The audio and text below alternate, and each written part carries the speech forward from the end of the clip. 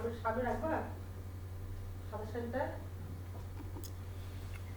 student, how are you? I am Asadur Rahman, Chairman, Geography and Environment, Mahmudpur Kendriya College, Dhaka. Dear student, আমরা আগে গত ক্লাসগুলোতে motivation, তারপরে personality অনেকগুলো আলোচনা করছি। আজকে আমরা তোমাদের সাথে আলোচনা করব অ্যাটেনশন বা মনোযোগ। আমরা এই অ্যাটেনশন বা মনোযোগের সাথে কথা শব্দটার সাথে আমরা সবাই শুনি, সবাই জড়িত। যদি কেউ বলো মনোযোগ সহকারে পড়াশোনা করো, আবার শুনি পড়াশোনা ছাড়াও যে কাজ বা যারা কাজ করে তাদেরকে বলা হয় তুমি মনোযোগের সাথে কাজ করো। তাহলে এই মনোযোগটা কি আর কিভাবে মনোযোগটা তৈরি করা যায়? আমাদের চারিপাশে আমাদের যে চেতনা, এই চেতনার চারপাশে অসংখ্য উদ্দীপক থাকে। এই অসংখ্য উদ্দীপক থেকে চেতনার একটা উদ্দীপক চেতনার কেন্দ্রে টেনে আনার যে একটা মানসিক যে একটা প্রক্রিয়া, তাকে মনোযোগ বলে। আমি আবার বলছি, আমাদের চারিপাশে অনেকগুলা উদ্দীপক থাকে। উদ্দীপক কি? উদ্দীপক হলো আমাদের মা, বাবা, ভাই, বোন। তারপরে আবার কলেজে যখন আমরা আসি তখন যাওয়ার পথে অনেক উদ্দীপক আমাদের ব্রেনে আসে। একটা রিক্সা দেখলাম, একটা হুন্ডা অ্যাক্সিডেন্ট করলো, এই করলো, রিক্সা করলো, বাস অ্যাক্সিডেন্ট করলো। তারপরে তোমরা এইভাবে উদ্দীপকগুলো দেখতে দেখতে কলেজের ভিতর ঢোকার পর তোমাদের বন্ধুদের সাথে দেখা হয়, কোলাকুলি করো। তোমার বন্ধুরা একটা উদ্দীপক, প্রত্যেকের উদ্দীপক। এখন এই উদ্দীপককে আমরা এতগুলো উদ্দীপকের মাঝখান থেকে একটা উদ্দীপককে আমরা বাছাই করব। সেটা কি? আমি যখন তোমাদের ক্লাস নিব তখন আমরা বলি যে তোমরা মনোযোগ সহকারে একসাথে শুনো, মনোযোগ। তখন তোমরা কী করবে? তখন তোমরা করবে এই যতগুলো উদ্দীপক তোমার ব্রেনে ছিল সমস্ত উদ্দীপকের মধ্য থেকে একটা উদ্দীপক বেছে নিয়ে তোমার মস্তিষ্কে ধারণ করতে হবে, বাকিগুলা সরাই দিতে হবে। এই যে একটা প্রক্রিয়া, সেই প্রক্রিয়াকে বলা হয় মনোযোগ। আমরা নামাজে যখন দাঁড়ানোর পর আমরা অসংখ্য উদ্দীপক মাথায় নিয়ে আমরা নামাজে দাঁড়াই। কিন্তু নামাজে দাঁড়ানোর পর আমরা যে নামাজ পড়ছি, আল্লাহকে সেজদা দিচ্ছি, বা হিন্দুরা যে পুজো দিচ্ছে, সেজদা করছে, এই যে একটা উদ্দীপক, সেই উদ্দীপকটা অসংখ্য উদ্দীপকের মাঝখান থেকে টেনে চেতনার কেন্দ্রে টেনে আনা যেটা মানসিক প্রক্রিয়া, সেই প্রক্রিয়াটাকে বলা হয় মনোযোগ। ক্লিয়ার? তো মনোযোগের সংজ্ঞা হলো যে মনোযোগ হলো সে মানসিক প্রক্রিয়া যার দ্বারা চেতনার ক্ষেত্রকে সংকুচিত করে মাত্র একটি বিষয়বস্তুর দিকে মন নির্দিষ্ট করা। গিলফোর্ড একজন মনোবিজ্ঞানী, তিনি বলছেন মানুষ যা প্রত্যক্ষ করতে চায় চলছে তার নির্বাচন করার প্রক্রিয়াই মনোযোগ নামে অভিহিত করা হয়। অর্থাৎ আমরা বা তোমরা বা আমরা সবাই যখন আমি যখন ক্লাসে ঢুকি, তোমাদের সামনে লেকচার দিই, এই লেকচার দেওয়ার আগে আমাদের মনের মধ্যে অনেকগুলো উদ্দীপক থাকে। উদ্দীপক থাকে কি, আমাকে এই ক্লাসটা নিতে হবে। ক্লাসটা নেওয়ার আগে সবাই ওই গেটে কি হলো, মাঠে কি হচ্ছে, বারান্দা কি হচ্ছে, এইসব উদ্দীপকগুলো আমাদেরকে বেড়ে থাকে। যখন আমি ক্লাসে ঢুকবো এবং তোমাদের মনোযোগ আকর্ষণ করে, তোমাদের অ্যাটেনশন আকর্ষণ করে তোমাদেরকে বলবো তোমরা অ্যাটেনশন মনোযোগী হও। আর আমি সমস্ত উদ্দীপককে ফেলে দিয়ে একটা উদ্দীপক আমার চেতনার কেন্দ্রে টেনে আনার যেটা প্রক্রিয়া, অর্থাৎ আমি তোমাদের কাছে যে মনোবিজ্ঞানের উপর লেকচার দিব বা সেই লেকচারটা সব উদ্দীপককে বাদ দিয়া এই লেকচারটাই আমার চেতনার কেন্দ্রে টেনে আনার যে একটা প্রক্রিয়া, মানসিক প্রক্রিয়া, ওইটি হলো মনোযোগ।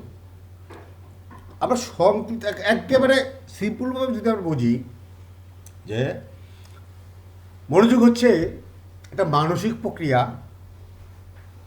যা ব্যক্তি অসংখ্য থেকে উদ্দীপক থেকে টেনে এনে একটা মাত্র উদ্দীপকের দিকে মাথায় রাখে। তার নাম হইল ওই এই যে প্রক্রিয়াটা, এই প্রক্রিয়াটাকে বলা হয় মনোযোগ।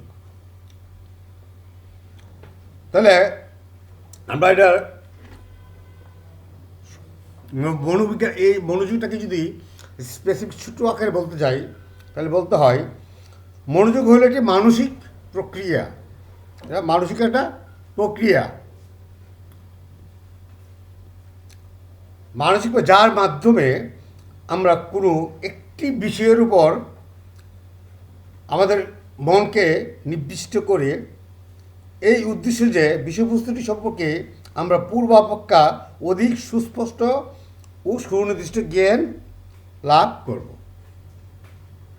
এই হলো মনোযোগের ঘটনা। আমরা একটা জিনিস মনে রাখবো, মনোযোগ মানে মানসিক প্রক্রিয়া। ক্লিয়ার? তো আমরা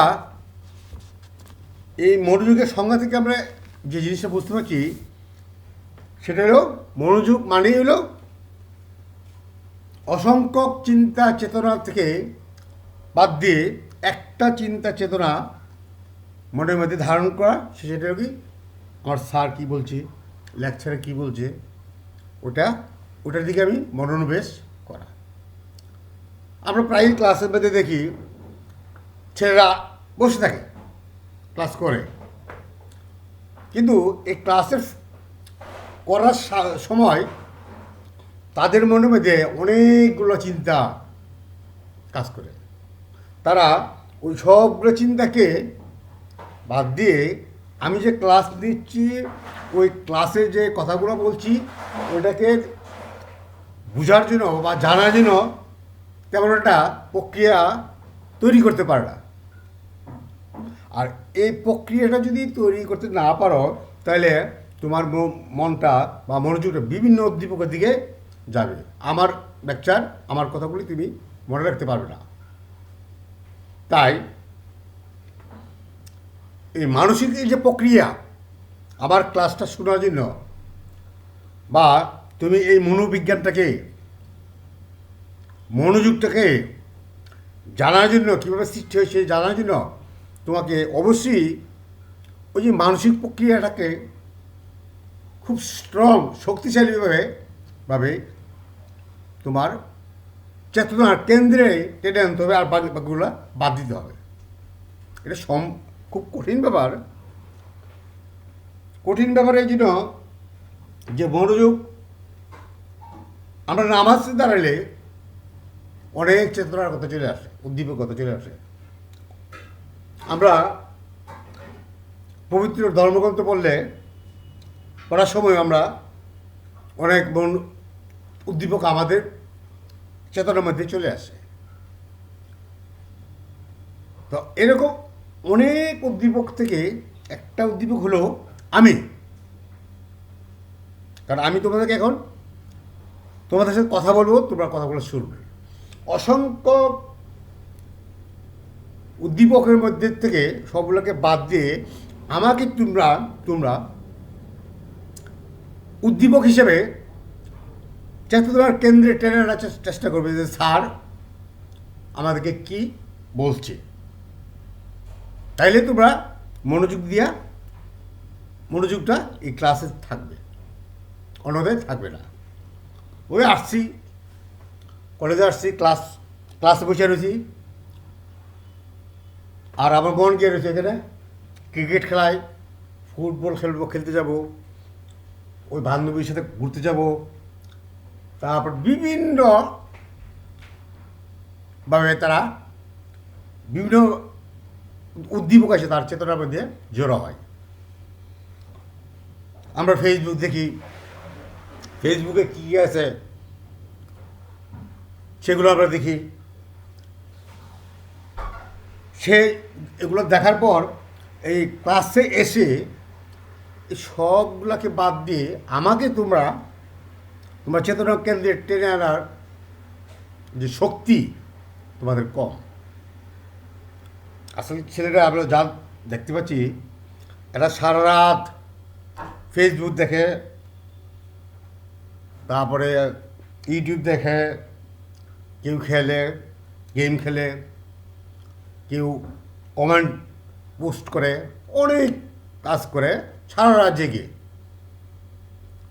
তখন সারা রাত জেগে যখন এগুলো করে তখন তো সে ঘুমাইতে পারে নাই, তখন সে কলেজে এসে সে মাথাটা উঁচু করে ঘুমায় বা তরঙ্গের মতো আসে। ক্লাসটা ভালো লাগে না, কারণ লাগার কথা না, তুমি সারা রাত্র ধরে যে উদ্দীপকগুলো তুমি দেখছ, এই যে মোবাইলের যে বিভিন্ন উদ্দীপকগুলোকে যে দেখছ, ওইটা তুমি বাদ দিয়া আমাকে উদ্দীপক হিসেবে তোমার চেতনার মধ্যে নিতে পারবে না বলেই তোমার ঘুম আসে। তোমার বিভিন্ন চেতনার কথা মনে পড়ে, আমার কথাটা অল্পই তোমার মনে পড়ে। শুনছো, এক কানে শুনছো, আর কানে বের হয়ে যাচ্ছে। যাই হোক, আমরা মনোযোগের যে কটা বস্তুনিষ্ঠ যে কতগুলা বৈশিষ্ট্য আছে, সেই বৈশিষ্ট্যগুলো আমরা আলোচনা করব। মানসিক ক্রিয়া, মনোযোগ একরকম মানসিক ক্রিয়া বা চেষ্টা, কর্ম। এই ক্রিয়ার ফলে কোনো কিছুর উপর চেতনা কেন্দ্রীভূত হয় এবং ওই সম্বন্ধে স্পষ্টত ধারণা হয়। সেই সম্বন্ধে সুস্পষ্ট ধারণা থাকে না, তার উপর মনোনিবেশ করার প্রয়োজন হয় না। এটা হলো তোমার মানসিক ক্রিয়া। তবে এই জিনিসটা আমরা 100% মনোযোগ ক্লাসে আমরা দিতে পারছি না, বা দেওয়া আমাদের জন্য একটু কঠিন হচ্ছে। এই জন্য তোমরা সমস্ত কিছু বাদ দিয়ে যখন আমাকে উদ্দীপক হিসেবে তোমার চেতনার কেন্দ্রে টেনে দিবে, ওই সময় যদি আরও কোনো সুন্দর একটা জিনিস, অথবা আমাদের অন্য কোনো প্রফেসর বা কোনো পিয়ন যদি আমার ক্লাসরুমে ঢুকতে কিছু বলতে চাই, তাহলে তোমার মনোযোগটা আমার কাছে যা ছিল তার চেয়ে তার দিকে চলে গেছে। তাহলে মনোযোগটা ভেঙে গেছে। এগুলো অনেক উদ্দীপক থাকবে, এগুলো থেকে তোমরা একটা চেতনাকে কেন্দ্রে টেনে ধরে রাখবে। তারপর নির্বাচন। নির্বাচন মানে কি? নির্বাচন হলো মনোযোগ প্রত্যক্ষণ বা চিরন্তনের বিষয়বস্তুর মধ্য হতে কতগুলা নির্বাচন করে দেয়। সুতরাং বস্তু নির্বাচন দুভাবে হতে পারে। একটি হলো বিভিন্ন বস্তু তার নিজস্ব বৈশিষ্ট্যের জন্য তার নির্বাচনে আমাদেরকে বাধ্য করে এবং চেতনার কেন্দ্রে স্থান করে নেয়, অথবা আমরা তার জন্য নির্বাচনের যে আমাদেরকে বাধ্য করে সেই এবং চেতনার কেন্দ্রে স্থাপন করে নেই সেই চেতনার ধরুন অনেক সময় বস্তু নির্বাচন করে থাকে। তো এখানে নির্বাচনের জন্য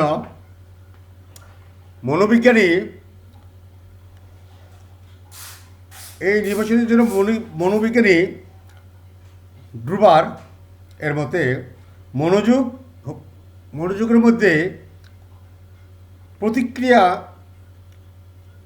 সম্পর্কে আমরা সচেতন হয়, ওনার ব্যক্তিগত মতামত। তারপর পরিবর্তনশীলতা, এটা একটা বৈশিষ্ট্য। কি পরিবর্তনশীলতা?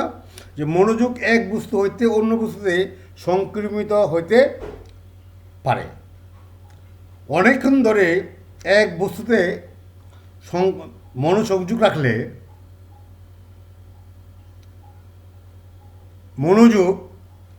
মনোযোগের যে তীব্রতা, সেই তীব্রতাটা কমে যায় এবং আমরা তখন অন্য বস্তুর দিকে মন ধাবিত করি। এখানে যে পরিবর্তনশীলতা বলতে বোঝাচ্ছে যে আমরা যদি কোনো বিষয়ের উপর তোমার মনোযোগ স্থাপন করি আর এটার উপর যদি অনেকক্ষণ স্যার মনে করো আমি তোমাদের লেকচার দিচ্ছি, পড়াচ্ছি, আমার কাছ থেকে বা তোমরা আমার যে কথাগুলি বা আমাকে উদ্দীপক হিসেবে তুমি তোমার চেতনার মধ্যে টেনে নিয়েছ, ওই জিনিসটা আমি যদি ঘন্টার পর ঘন্টা লেকচার দিই, ঘন্টার পর ঘন্টা কথা বলি, আমার দিকে আর মনোযোগটা থাকবে না। মনোযোগটা আমার যে মনোযোগের যে তীব্রতা, সেই তীব্রতা কমে যাবে। কমতে কমতে দেখা গেল কি আমার দিকে তারপর মনোযোগই নাই। তাহলে এই মনোযোগ এটা পরিবর্তনশীল। এটা তোমার মানসিক প্রক্রিয়ার মধ্যে টেনে আনতে হবে। এই মনোযোগ তোমাকে কেউ তোমার অভ্যন্তরে সৃষ্টি করে দিতে পারবে না। তুমি ইচ্ছা করলে, তুমি যদি ইচ্ছা করো এবং মানসিকভাবে চেষ্টা করো, তাহলে তোমার মনোযোগ আসবে, নাহলে এর আগে আসবে না। তারপরে স্থানান্তর আর একটা বৈশিষ্ট্য, মনোযোগ এক বস্তু হইতে অন্য বস্তুতে সংক্রমিত হয়ে পারে। কিছুক্ষণ ধরে এক বস্তুতে মনোযোগ সংযোগ করলে মনোযোগের তীব্রতা কমে যায়। আবার একটা বৈশিষ্ট্য হল মানসিক তৎপরতা। সেটা হলো মনোযোগের মধ্যে মানসিক তৎপরতা রয়েছে। মনোযোগ বলতে বস্তুর সাথে মনের উপযোজন বোঝায়। এটা মানসিক একটা তৎপরতা থাকতে হবে। সেই তৎপরতা কি? যে আমি ক্লাসে করছি, স্যার ক্লাস টিচার কথা বলছেন, ওই সময় যদি আমরা অন্য কোনো উদ্দীপকের কথা চিন্তা করি, তাহলে যে মনোযোগটা তুমি আমার কাছে আমি ছিলাম তোমার উদ্দীপক, সেখানে মনোযোগটা আমার প্রতি যে আকর্ষণ ছিল এটা কমে যাবে এবং যেটা নিয়ে তুমি চিন্তা করছো ওইটার দিকে মনোযোগ চলে যাবে। অথচ তুমি কিন্তু আমার ক্লাসেই বসে আছো, তুমি বসে বসেই বাইরের কথা চিন্তা করছো, আমার কথা চিন্তা করো নাই। আবার এই মনোযোগটা স্থানান্তর এই জন্য আবার আমার ক্লাসে যখন আমি যতক্ষণ তোমাদেরকে লেকচার দিই, তারপরে লেকচার দেওয়ার পরে তুমি ক্লাস থেকে চলে গিয়ে অন্য জায়গায় অন্য উদ্দীপক তোমার সামনে আসবেই, অনেক উদ্দীপক আসবে। সেগুলা দেখতে দেখতে দেখতে তুমি যে আমার প্রতি যে হালকা মনোযোগ বা মনোযোগ দাও নাই ওটা ভুলে যাবে, ওইগুলোর প্রতি ওইটি মনে থাকবে। তারপরে এটা হলো মানসিক তৎপরতা, অভ্যন্তরীণ প্রস্তুতির ভাব। ভিতরে যে আমরা একটা প্রস্তুতি, সেই প্রস্তুতির একটা ভাব সৃষ্টি করতে হবে। প্রস্তুতি কি? তোমার মনোযোগের মধ্যে এক ধরনের অভ্যন্তরীণ প্রস্তুতির ভাব থাকে, যার জন্য সে মনোযোগ দিতে পারে। যেমন আমি এখানে একটা উদাহরণ দিচ্ছি। আভ্যন্তরীণ যে প্রস্তুতিটা, আমরা ফুটবল খেলে দেখি না, এই ফুটবল খেলার শুরু হওয়ার ঠিক আগ পর্যন্ত বিভিন্ন প্লেয়ার, কেউ ফরওয়ার্ডে খেলবে, কে ব্যাকওয়ার্ডে খেলবে, কে সাইডে খেলবে, এই যে ছকটা তারা আগেই করে। এবং দুই পক্ষেই ফরওয়ার্ডে যারা খেলবে তারা সামনে যাবে, ব্যাকওয়ার্ডে যারা খেলবে তারা ব্যাকে যাবে, ডাইনে যাবে, বাইরে, অর্থাৎ তাদের দুজনের মধ্যে যে সাইডে দাঁড়ায়া সে ফুটবল খেলতে পারবে ওইখানে দাঁড়ায়। ব্যাপারটা তুমি একটু লক্ষ্য করো, ফুটবল খেলার শুরু হওয়ার আগ পর্যন্ত ফুটবলটা মাঝখানে আসে, ওই পাশে দুইজন খেলোয়াড় আর এই পাশে দুজন খেলোয়াড়। বলটা আমার অতি কাছে, শুধু পাটা একটু বাড়াইলেই বলে গিয়ে লাগবে, কিন্তু ওইটা করছি না। কেন করছি না? রেফারি যখন বাঁশি ফুট দিবে তখনই ফুটবল খেলা শুরু হয়ে গেল। রেফারি বাঁশি বাজারের আগ পর্যন্ত ফুটবল খেলা শুরু হয় নাই। এখন এই অবস্থায় মনোযোগটা ওই রেফারির দিকে থাকতে হবে, রেফারির বাঁশির দিকে থাকতে হবে, কারণটা ওই দিকে দিয়ে রাখতে হবে যে রেফারি কখন বাঁশি ফুটে। কারণ বাঁশিরা ফুট দিলে তো তুমি খেলতে পারতেছো না, খেলা শুরু হবে না। ওই রেফারির যে বাঁশি ওটা একটা উদ্দীপক হিসেবে তোমাদের মধ্যে কাজ করে। আবার তোমার যে কোনো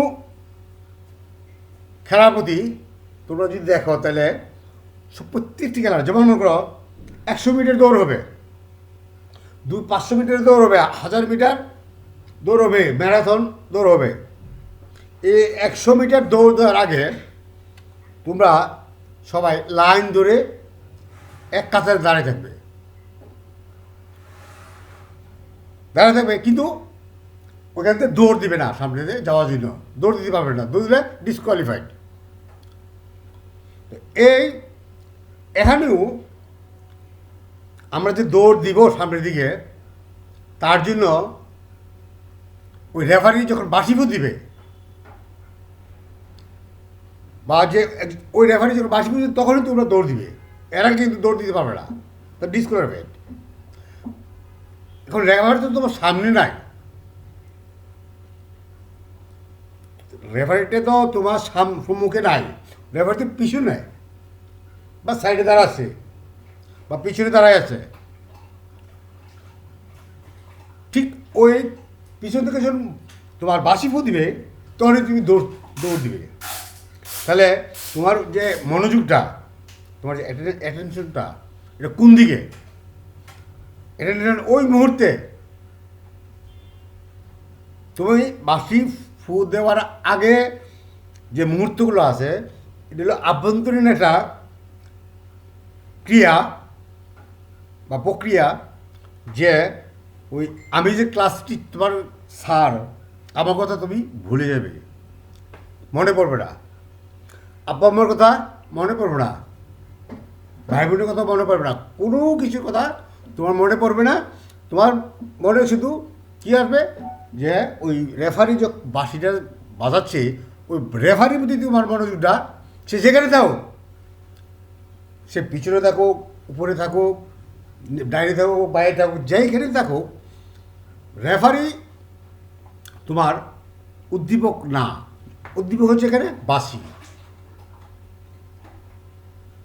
আর বাঁশিটা বাজানোর পূর্বক্ষণে থেকে শুরু করে তোমার মধ্যে কোনো উদ্দীপকই থাকবে না। সমস্ত উদ্দীপককে বাদ দিয়ে তুমি ওই বাঁশিটার দিকে বাঁশিটা শোনার জন্য ওইদিকে তোমার মনোযোগ রয়েছে।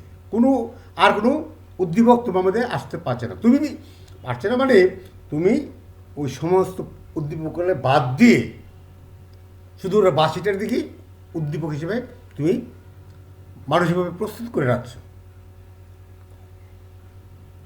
এখন নির্বাচনী ভাব, অভ্যন্তরীণ এটা যে প্রস্তুতির ভাব। তারপরে অনুসন্ধান হলো মনোযোগ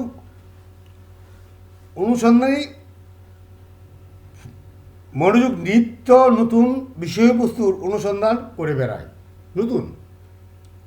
সাধারণত বিষয়বস্তুতে তোমার নতুনত্ব না থাকলে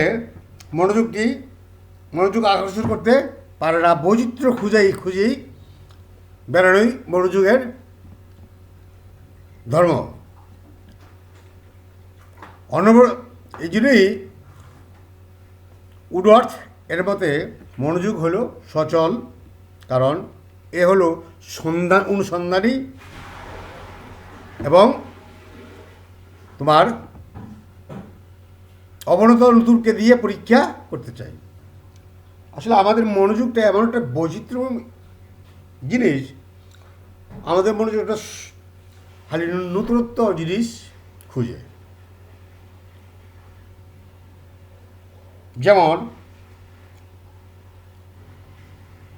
আমি উদ্দীপক, তোমার ক্লাস নিচ্ছি,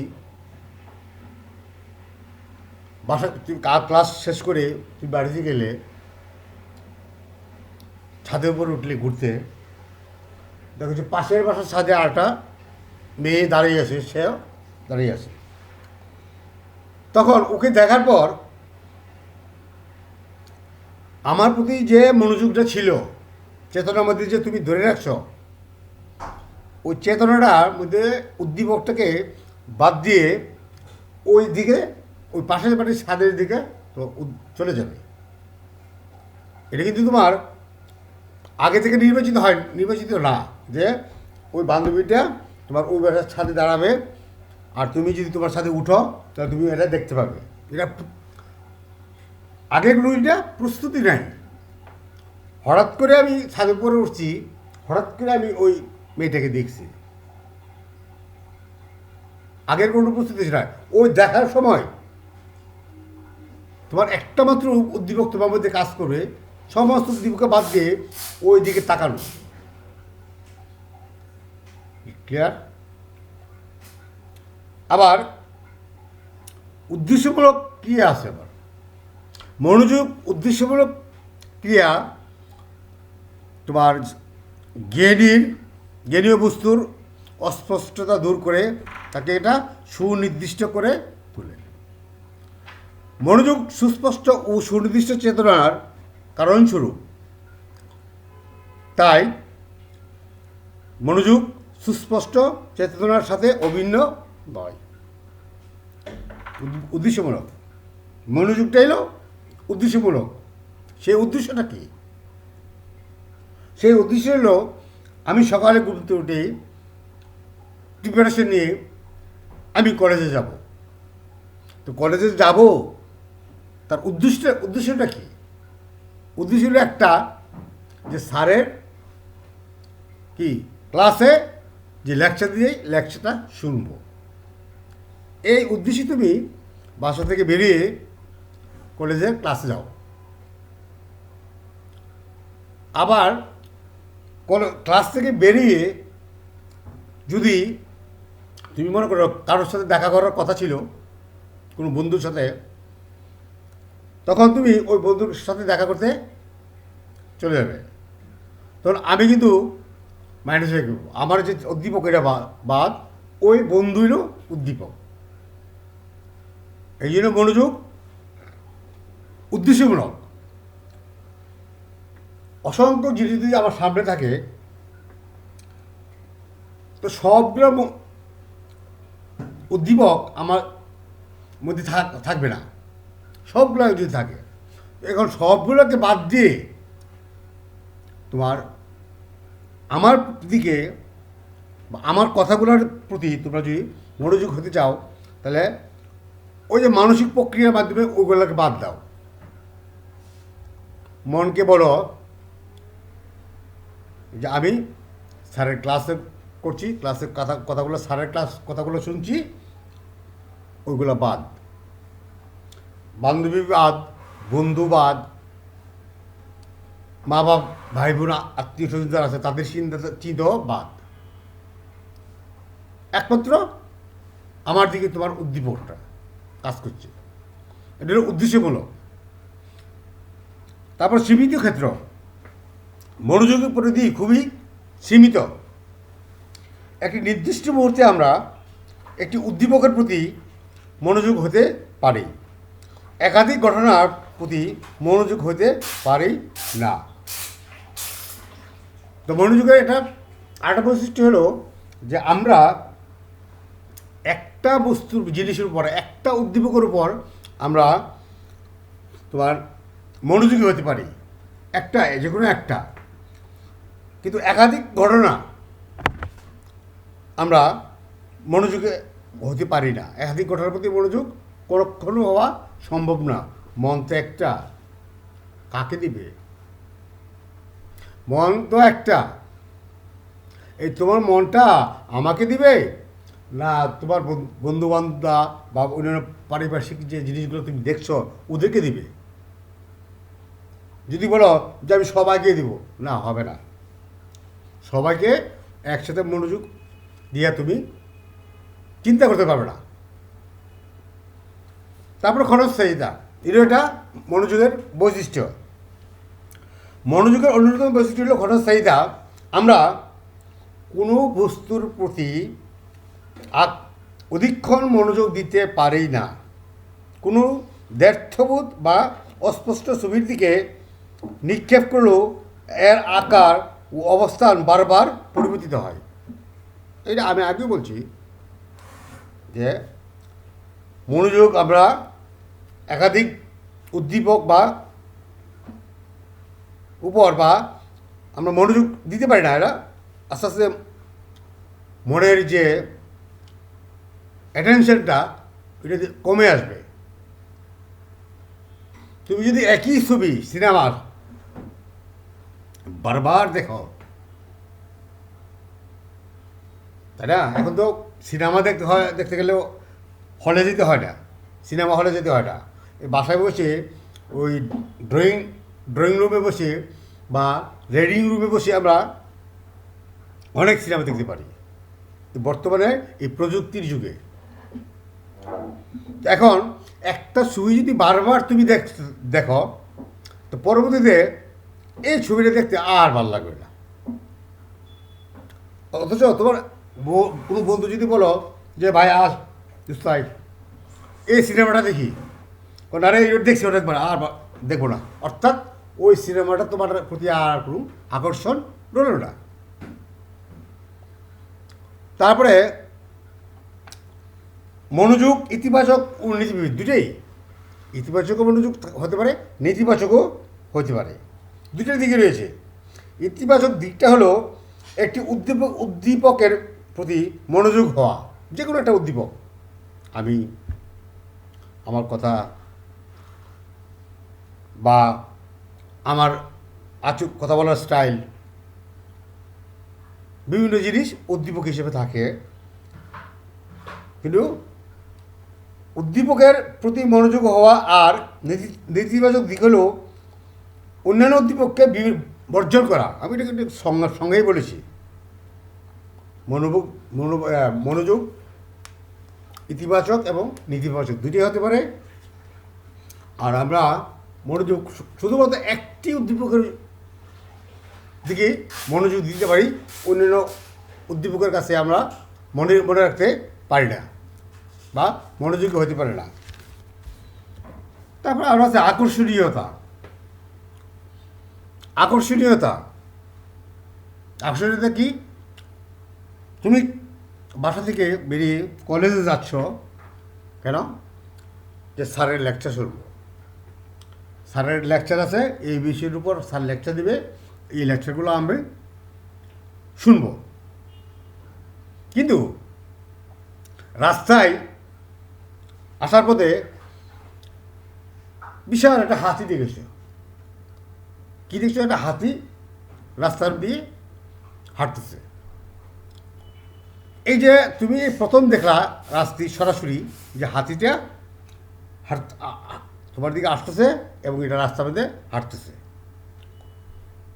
এখন তোমার ভিতরে যে উদ্দীপকটা ছিল যে বাসা থেকে তুমি বেরিয়ে যাচ্ছ, যে ক্লাসে লেকচার শুনবে, ওই হাতিটা দেখে তোমার ওই উদ্দীপকটা বাদ গেছে, ওই হাতির দিকে তুমি তাকে আসো। এলো আকর্ষণীয়তা।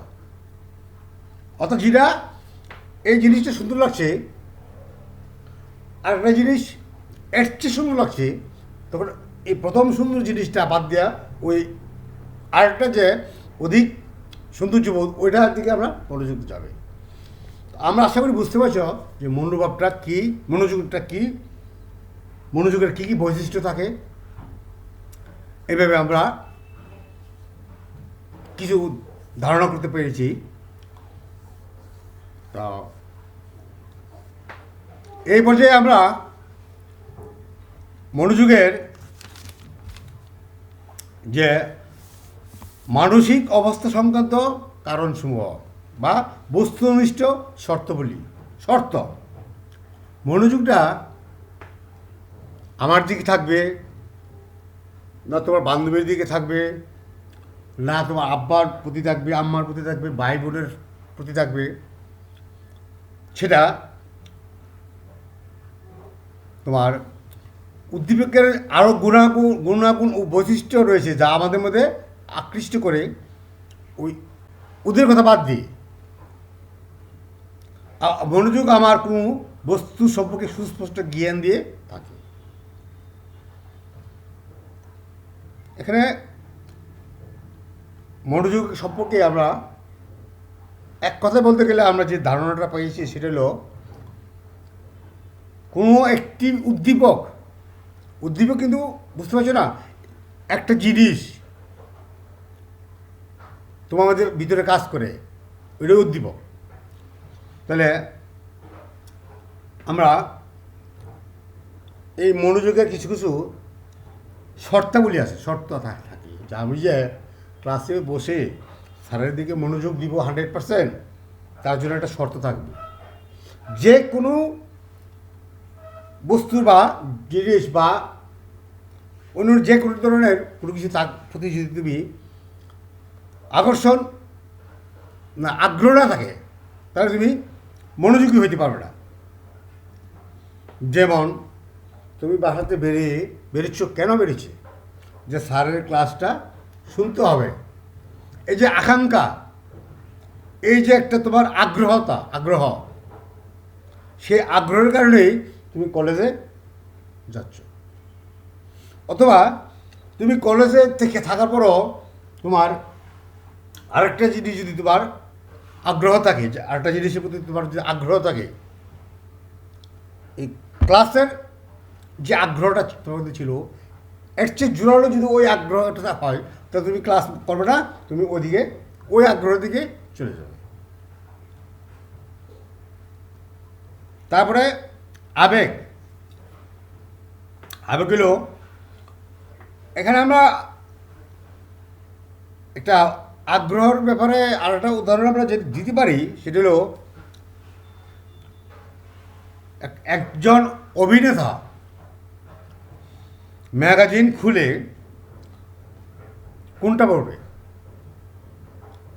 ম্যাগাজিন খুলে প্রথমেই তার অভিনয়ের জগতের খবর নিবে, সে তো অভিনেতা।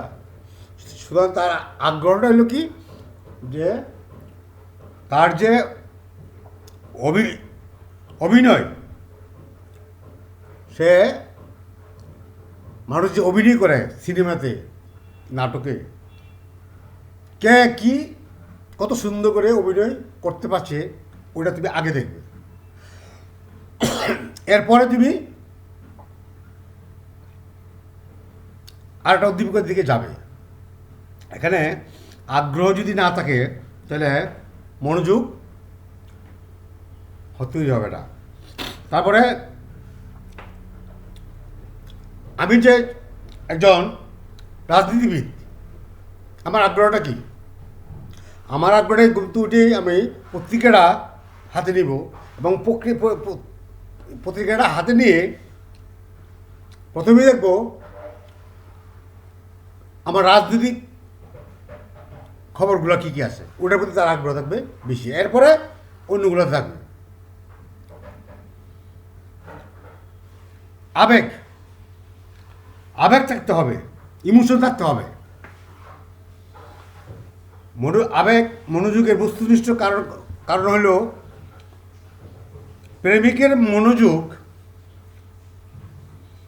প্রেমিকের সদ্গুণের প্রতি ধাবিত হয়,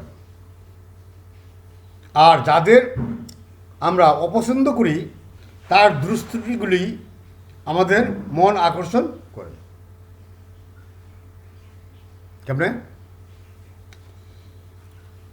আমরা একটা প্রেমিকের মনোযোগ, তার সদ্গুণ আমাদের দিকে তার থাকে। এখন যদি আমরা বলি যে তার সদ্গুণাবলী তার দিকে থাকে, কিন্তু অসদ্গুণাবলী ও তো সৃষ্টি হয়, সবাই না, অসদ্গুণাবলীও তাকে আকর্ষণ করে। আচ্ছা, তারপরে আবেগ। আবেগ হলো তোমার আবেগ, এটা সময়ে সময়, টাইম টু টাইম ভেরি করে। এখন আমার যে জিনিসটার প্রতি আবেগ তৈরি হলো, ওই আবেগটা, ওই বস্তুটা দেখার পর আবেগটা শেষ হয়ে গেল, তখন আরেকটা আবেগের দিকে চলে আসে। এইভাবে আমরা প্রতিনিয়ত, প্রতি ঘন্টায় ঘন্টায় বা প্রতিটি মুহূর্তে আমাদের যে মনোযোগ বা অ্যাটেনশনটা মানে ই হয়, পরিবর্তন দিতে হয় আবেগের দ্বারা। তারপর অভ্যাস ও শিক্ষা, হ্যাবিট অ্যান্ড এডুকেশনাল। অভ্যাস ও শিক্ষা ব্যক্তির মনোযোগের ক্ষেত্র নির্ধারণ করে। অভ্যাস ও শিক্ষা দুইটা থাকতে হবে। অভ্যাসটা কি আর শিক্ষাটা কি? শিক্ষা থেকে অভ্যাস হয়। যেমন অভ্যাস ও শিক্ষা ব্যক্তির মনোযোগের কেন্দ্র নির্ধারণ করে। যেমন ঘুম থেকে উঠে যা তার কাগজ পড়ার অভ্যাস থাকলে সে কাগজটা পড়তে বেরিয়ে।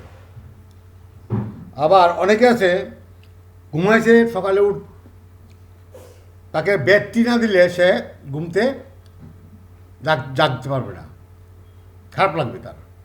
ওই বেডটি খেলে তারপর সে ঘুম থেকে উঠতে পারবে, ভালোভাবে সারাদিন কাজ করতে পারবে। এটা হলো অভ্যাসের ব্যাপার। অর্থাৎ মানুষ যে অভ্যাসটা করে নিয়েছে, সেই অভ্যাস অনুযায়ী সে তার মনোযোগটা ওদিকে যাবে। তারপরে মনোভাব, অ্যাটিটিউড এটা মনোযোগের জন্য খুব ইম্পর্টেন্ট। কোনো ব্যক্তি বা বস্তুর প্রতি যদি আমাদের মনোযোগ কতটুকু আকৃষ্ট হবে তা নির্ভর করে সেই ব্যক্তি বা বস্তুর প্রতি আমাদের মনোভাব কেমন তার উপর। ক্লিয়ার করে বলা হয়েছে যে কোনো ব্যক্তি উপর মনোযোগ কতটুকু থাকবে সেটা নির্ভর করবে ওই বস্তুর প্রতি আমাদের মনোভাব কেমন তার উপর। অর্থাৎ সে বস্তুটা আমি যে মনোযোগ দিব ওই মনোযোগটা দেওয়ার জন্য মনোভাব বা যেটা সেটা হলো আমাদের মনোভাব কেমন ওই বস্তুটার উপর বা উদ্দীপকের উপর। তারপর আছে প্রেষণা। প্রেষণা আমাদের মনোযোগকে প্রভাবিত করে, যেমন ক্ষুধার্ত ব্যক্তি খাদ্য অন্বেষণ করবে আর তার মনোযোগ খাবারের দিকেই আকৃষ্ট থাকবে। একজন ক্ষুধার্ত ব্যক্তি সে তার মনোযোগটা সবসময় খাবারের প্রতি থাকবে, অন্য কোনো দিকে সে যাবে না, কারণ সে ক্ষুধার্ত, সে আগে খেতে চায়। তারপর মানসিক সুস্থতা, এটাও মনোযোগের একটা শর্ত। মানসিকভাবে সুস্থতা থাকতে হবে। মানসিকভাবে যদি সুস্থতা থাকে, মানসিকভাবে যদি অসুস্থতা থাকে, তার মধ্যে যে ওই চেতনাটা যদি না থাকে, তাহলে কোনো কিছুর প্রতি সে মনোযোগ দিতে পারবে না। তারপর কামনা বাসনা, এগুলো মনোযোগের একটা নির্ধারিত সহায়তা করে। যে ব্যক্তি ভালো খেলোয়াড় হতে চায় সেই ক্ষেত্রে মনোযোগ বেশি দেয় খেলার প্রতি। যেমন যে গোলকিপার হয়, তো গোলকিপার হতে যে ইচ্ছুক, তার মনোযোগ কোথায় থাকে? সর্বদা ওই ফুটবলের দিকেই থাকে। যখন একটা গোলকিপার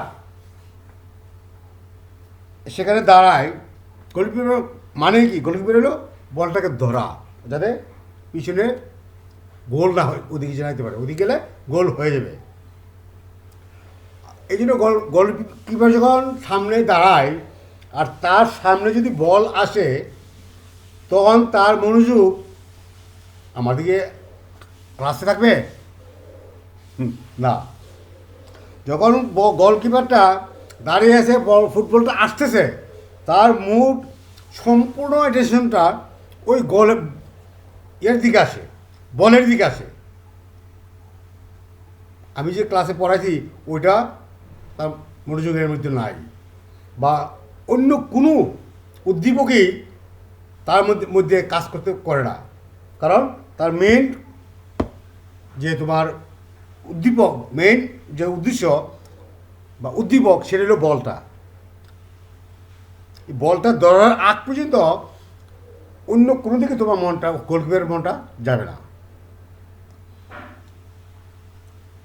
যেমন তারপরে হলো আমরা পরিচিতি। মনোযোগের অন্য একটা শর্ত হলো পরিচিতি। কোনো ব্যক্তিকে স্বল্প সময়ের জন্য কতগুলি শব্দ দেখানো হলো, সে অপরিচিত শব্দগুলির চেয়ে প্রচুর পরিচিত শব্দগুলি বেশি চিনতে পারবে। এটা হলো পরিচিতি। তারপর প্রত্যাশা আছে, অবসাদ, ক্লান্তি আছে, মূল্যবোধ আছে, এগুলো শর্ত। তা আমরা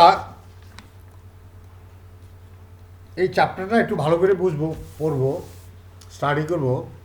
এই চ্যাপ্টারটা ভেরি ইম্পর্টেন্ট। তোমরা যে কোনো পরীক্ষা দিতে যখন বলবে, আসবে প্রশ্ন মাঝে মধ্যে থাকে, অনেক ভালো, অনেকবারই থাকে প্রশ্নটা, এই চ্যাপ্টারটা মনোযোগ। তো মনোযোগ কাকে বলে, এর বৈশিষ্ট্য এবং শর্তগুলি আলোচনা করো।